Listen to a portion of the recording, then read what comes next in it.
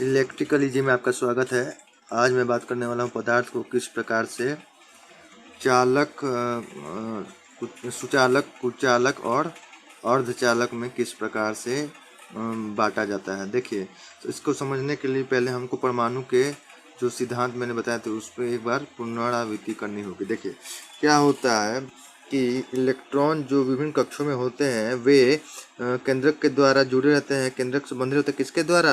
अंतर आणविक बल के द्वारा बंधे हुए होते हैं। देखिए, और ये अंतर आणविक बल जो होते हैं वो डिपेंड करते हैं कि वो अंतर आणविक बल किसी इलेक्ट्रॉन पे कितनी प्रभावी तौर पे काम करेगा। वो डिपेंड करता है किस पे? वो डिपेंड करता है आपको केंद्रक से उस कक्ष की दूरी पे जिस पे वो इलेक्ट्रॉन पड़ा हुआ है। ठीक है, अब देखते हैं क्या पहले सुचालक के बारे में देखेंगे। तो देखिए इसमें क्या होता है। सुचालक में जो होता है जो सबसे बड़ी बाहर की बाह्य कक्ष होती है उसकी दूरी हम देखते हैं कि केंद्रक से कितनी है। अगर देखिए यहाँ पे केंद्रक से जितनी दूरी होगी बाह्य कक्ष की उतने ही उस बाह्य कक्ष में रहने वाले इलेक्ट्रॉन पे अंतर आणविक बल उतना ही कम काम करेगा। इसका अर्थ क्या है? इस पे जो पकड़ है केंद्रक का बहुत कमज़ोर है और इस कारण से बाह्य कक्ष में जो इलेक्ट्रॉन पाए जाते हैं उनको स्वतंत्रता बहुत, मतलब वो आसानी से इधर उधर विचरण कर सकते हैं, इधर उधर भाग सकते हैं। इसलिए इसको जो हम लोग मुक्त इलेक्ट्रॉन्स भी पाए जाते हैं। कहाँ पे? बाह्य कक्ष में पाए जाते हैं। ठीक है, तो यहाँ पे देखते हैं त्रिज्या जो है सुचालक में क्या होता है। जो त्रिज्या होती है वो काफ़ी मुक्त इलेक्ट्रॉन्स की त्रिज्या जो होती है केंद्र से काफ़ी दूर होती है, जिससे अंतराणविक बल बहुत कम होता है। जिसके कारण ये जो सबसे बाहरी कक्ष में इलेक्ट्रॉन है वो आसानी से अपने मार्ग को त्याग देते हैं। हल्के से भी रासायनिक अभिक्रिया द्वारा बल उत्पन्न करके या ईएमएफ के उत्पन्न करके, ईएमएफ प्रदान करके हम जो है इस बाह्य इलेक्ट्रॉन को अपना परिपथ छोड़ने के लिए मजबूर कर सकते हैं। ठीक है, और इस तरह ये मुक्त इलेक्ट्रॉन्स ही कंडक्टर या सुचालक का निर्माण करता है। अब देखते हैं कुचालक में। कुचालक में क्या होता है, जैसे कि मैंने बताया यहाँ पे देखते हैं बाह्य कक्ष की दूरी जो होता है केंद्रक से बहुत ही कम है, मतलब त्रिज्या क्या है? कम है, जिसके कारण इस पर लगने वाले अंतर आणविक बल बहुत ही ज़्यादा होते हैं। इस कारण से क्या होता है, ये इलेक्ट्रॉन जो होते हैं बाह्य कक्ष वो मजबूती से पकड़े हुए रहते हैं, केंद्रक के द्वारा उसे बंधे हुए रहते हैं और इनको आसानी से आप इसको अपना मार्ग से विक्षिप्त नहीं कर सकते हैं, भंग नहीं कर सकते हैं मार्ग से। जिसके कारण ये अपने बाह्य जो इलेक्ट्रॉन है वो मुक्त अवस्था में बहुत ही कम होते हैं या ना के बराबर होते हैं। इसके कारण क्या होता है, ये कुचालक के कैटेगरी में आते हैं। ठीक है, बाह्य कक्ष जो होता है उस पर ही डिपेंड करता है कि उसमें अंतराणविक बल कितनी लग रही है। उस पर ही डिपेंड करता है कि वो कुचालक होगा या नहीं होगा। अधिक होगा अंतराणविक बल तो वो कुचालक हो जाएगा। अब बात करते हैं, देखिए कुछ पदार्थ जो होते हैं कुछ पदार्थ जो कि तत्व अवस्था में पाए जाते हैं, जैसे कि आर्सेनिक है, उसमें देखते हैं क्या कि 4 इलेक्ट्रॉन्स बाह्य कक्ष में है। ठीक है, और जर्मेनियम जो होते हैं उसमें देखते हैं बाह्य कक्ष में क्या है, 5 इलेक्ट्रॉन्स होते हैं। अब देखिए क्या मैंने जैसे कि बताया था कि कोई परमाणु अपने को संन्यास रूप लेना चाहता है हमेशा, मतलब न्यूट्रलाइज हो जाना चाहता है, निश्चिंत होना चाहता है। तो क्या करता है, वो कब निश्चिंत होगा? जब दूसरी कक्षा में वो 8 इलेक्ट्रॉन को प्राप्त कर ले किसी तरह। तो यहाँ अर्धचालक के निर्माण में क्या होता है, ये 2 तत्व आर्सेनिक और जर्मेनियम गठबंधनीय सरकार बनाती है। जिस तरह राजनीतिक पार्टी में होती है उसी तरह गठबंधनीय सरकार बनाती है। और ये क्या करेगा, ये अपना 4 और ये अपना 4 दोनों एक दूसरे के हेल्प में लगा देगा, जिसके कारण यहाँ 4 इसका और 4 इसका मिलके टोटल 8 हो जाते हैं। इस प्रकार से ये अपना गठबंधन करके खुद को संतुष्ट कर लेते हैं। हाँ, लेकिन यहाँ पे ये है कि वो जो है कभी भी 8 से अधिक नहीं लेंगे या 8 से कम नहीं लेंगे। चूँकि यहाँ 8 हो चुकी है, 4 4 मिल के 8 हो गए, तब यहाँ पे क्या हो रहा है, टोटल मिला के तो 9 हो रहा है, चाहिए 8, तो एक एक्स्ट्रा बच जा रहा है। वो एक एक्स्ट्रा जो इलेक्ट्रॉन है वो मुक्त इलेक्ट्रॉन का काम करता है और वही सेमीकंडक्टर के काम करने के लिए फायदे में या उपयोग में आता है। इस प्रकार से हम देखते हैं क्या पदार्थ को हम इन 3 कैटेगरियों में बांट सकते हैं, सुचालक, कुचालक और अर्धचालक। आप लोगों का वीडियो देखने के लिए धन्यवाद।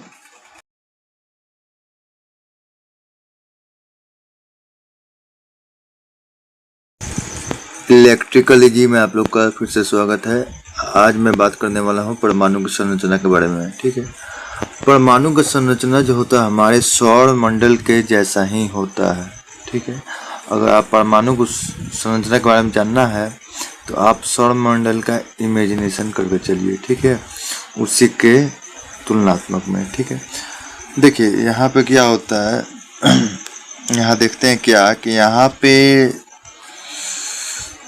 परमाणु में क्या होता है, केंद्रक होता है। केंद्रक जो होता है उसमें प्रोटॉन और न्यूट्रॉन पाए जाते हैं। ठीक है, प्रोटॉन जो होते हैं वो आपको पॉजिटिव चार्ज के होते हैं, न्यूट्रॉन जो है कोई चार्ज नहीं होता है। अब देखिए ये केंद्रक जो होता है सूर्य की भांति होता है, उसके चारों ओर क्या होते हैं, दीर्घवृत्तीय क्या होते हैं, कक्ष होते हैं। यहाँ देखते हैं पहला कक्ष, दूसरा कक्ष, तीसरा कक्ष। ठीक है, जिसको KLMN के रूप में दर्शाया गया है। ठीक है, यहाँ पर क्या देखते हैं कि जो कक्ष हैं उसमें जो है इलेक्ट्रॉन विद्यमान रहते हैं। ठीक है, और प्रत्येक कक्ष में कुछ न कुछ इलेक्ट्रॉन विद्यमान रहते हैं। तो यहाँ पे देखते हैं बस यहाँ सौर मंडल से अंतर किस प्रकार से, क्योंकि सौर मंडल में क्या होता है, एक दीर्घवृत्तीय कक्ष में केवल दीर्घवृत्तीय कक्ष में क्या होता है, केवल एक ही ग्रह रहता है, लेकिन यहाँ पे एक से अधिक इलेक्ट्रॉन हो सकते हैं। ठीक है, तो अब बात होता है कि परमाणु संरचना में बात करने से पहले हम क्या करेंगे, इसमें देखते हैं कुछ टर्म्स होते हैं। अंतर आणविक बल। देखिए अंतर आणविक बल क्या होता है, पहला पॉइंट अंतर आणविक बल।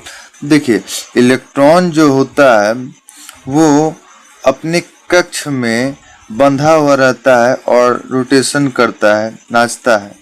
ठीक है, तो ये जो है किस केंद्र से कैसे बंधा हुआ है, वो एक जिस तरह ग्रह अपने सूर्य के आसपास बंधे हुए रहते हैं, किस तरह गुरुत्वाकर्षण बल की तरह, उसी प्रकार से अंतर आणविक बल के द्वारा ये इलेक्ट्रॉन जो है केंद्र के चारों ओर बंधे हुए रहते हैं, वो कक्ष को छोड़ के नहीं जाते हैं। ठीक है, इस कौन से बल के कारण, अंतर आणविक बल के कारण। ठीक है, अब दूसरा पॉइंट आता है प्रोटॉन क्या होता है। तो प्रोटॉन क्या होता है, प्रोटॉन जो केंद्र में पाया जाता है और उसमें चार्ज कितना होता है, वो पॉजिटिव में होता है 1.6 × 10⁻⁻19 कूलम।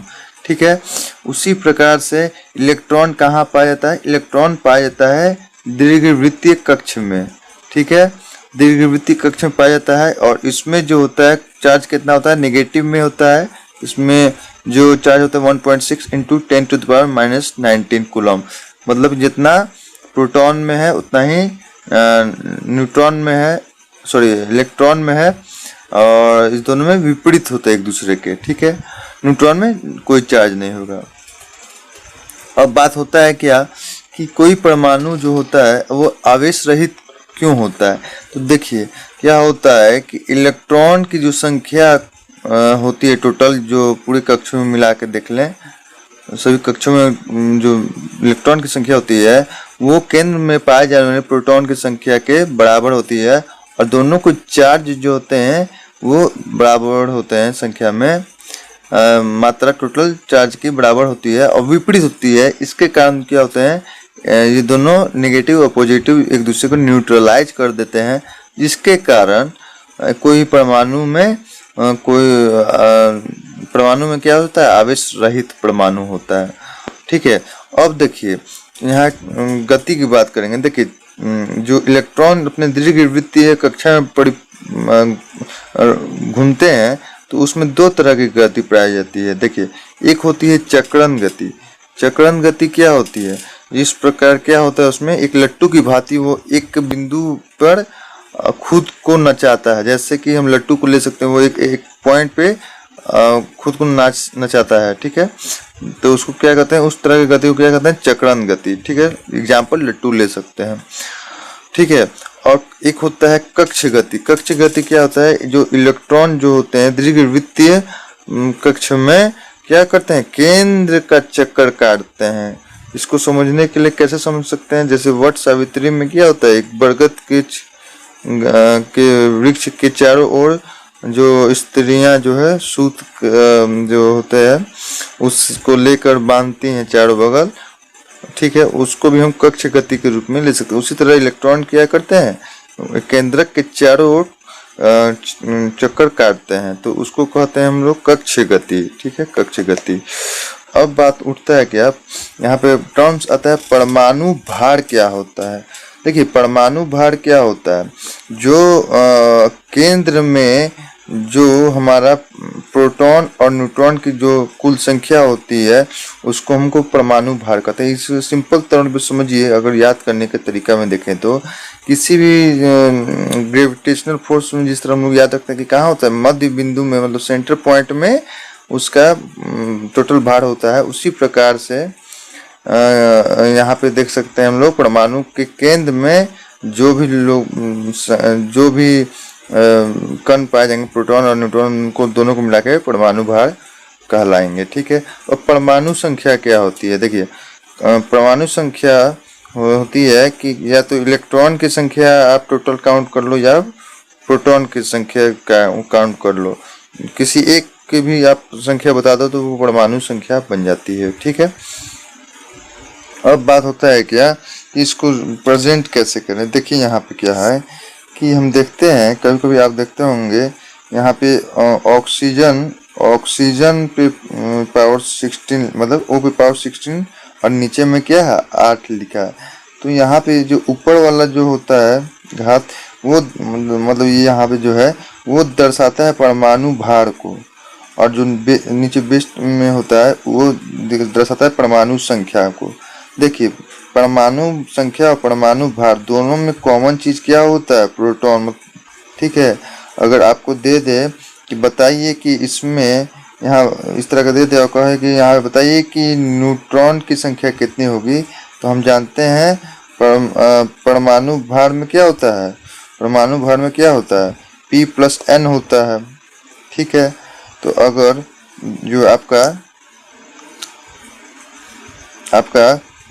P जो है, देखते हैं यहाँ पे प्रोटॉन की संख्या क्या कर सकते हैं, परमाणु संख्या क्या, प्रोटॉन की संख्या, तो मतलब क्या कहते हैं, यहाँ पे देखते हैं, यहाँ पे 8 और प्लस n बराबर 16, तो n बराबर कितना हो जाएगा 16 माइनस 8 इक्वल टू 8।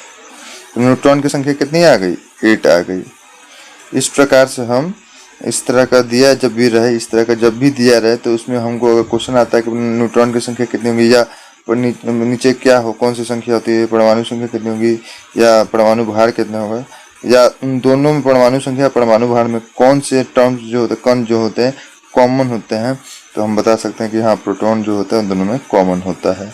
इस प्रकार से हम देखते हैं क्या कि परमाणु की संरचना इस प्रकार से होती है। केंद्र में प्रोटॉन न्यूट्रॉन पाए जाएंगे, proton positive, neutron no charges, और इलेक्ट्रॉन जो होते हैं वो नेगेटिव चार्जेस में होते हैं, ठीक है।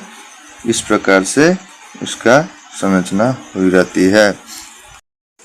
अब हम बात करते हैं कि परमाणु के कक्ष में, विभिन्न कक्षों में जो है किस नियम के अनुसार जो है इलेक्ट्रॉन का वितरण होता है। देखिए, इसमें क्या है कि हम जो है केंद्र से बाहर होते हुए जाएंगे, मतलब कि ऐसे जाएंगे, ठीक है।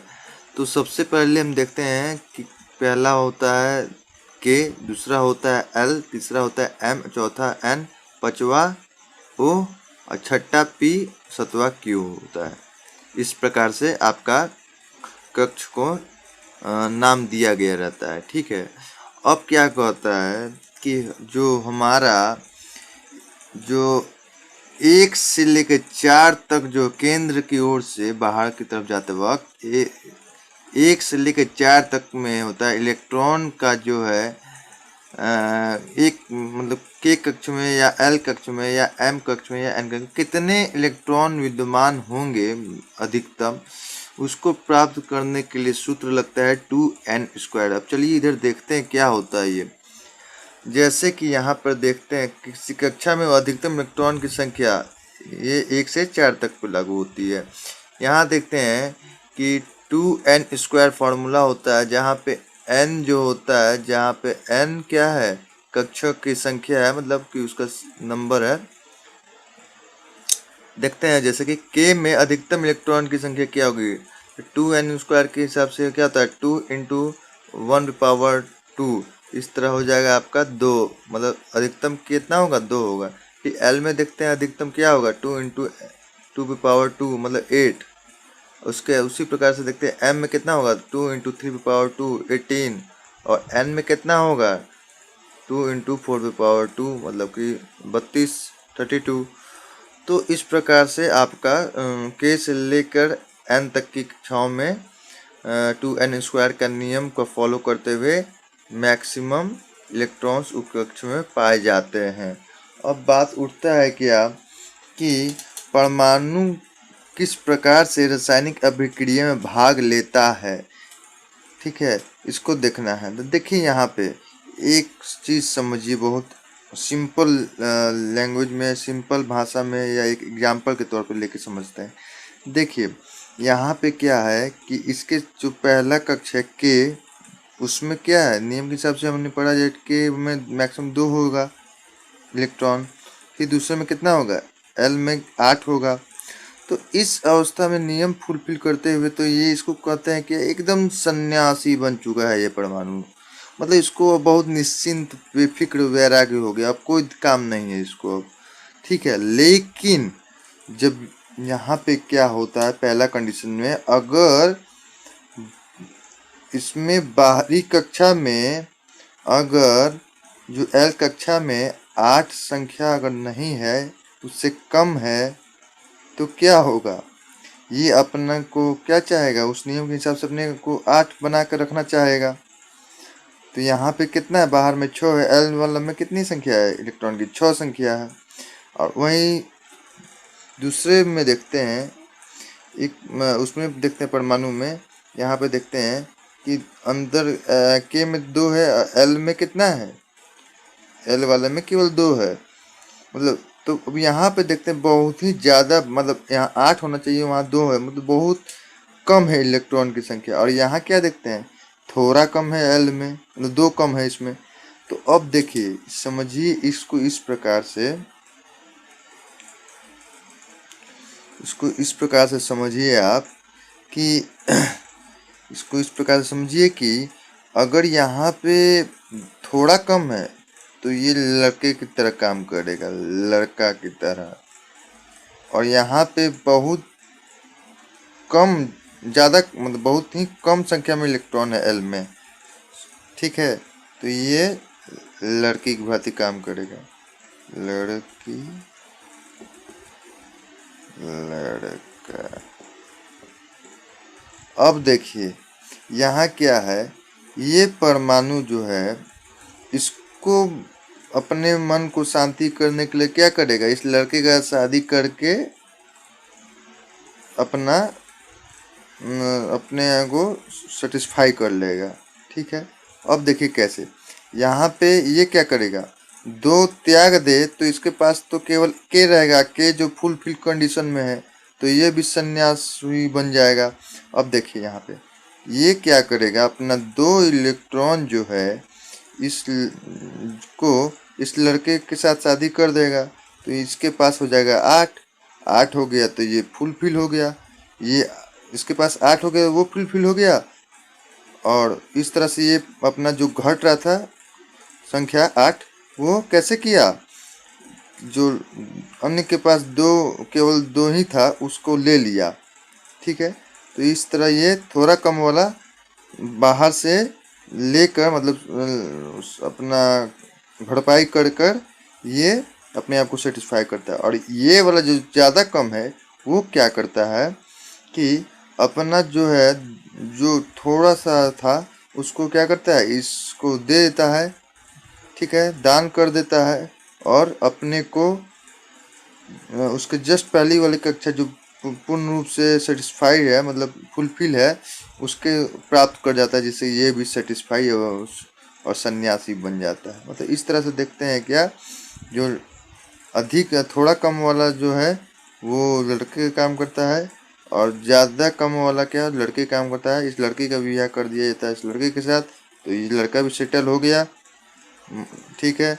और ये जो परमाणु है वो भी उसको देने के बाद इसके पास जो है इसके बाद ये अपना ये भी सेटिस्फाई हो जाता है। इसके पास केवल अंदर वाला कक्ष जो है फुलफिल कंडीशन में है, तो ये भी चैन का जिंदगी गुजारता है। इस तरह से क्या होता है, परमाणु जो है किसी भी रासायनिक अभिक्रिया में भाग लेते यौगिकों का निर्माण कर देता है, ठीक है। इस प्रकार से परमाणु संरचना में हम देखते हैं कि किस प्रकार से हमारा परमाणु का संरचना होता है और कैसे वो रासायनिक अभिक्रिया में भाग ले पाता है, ठीक है।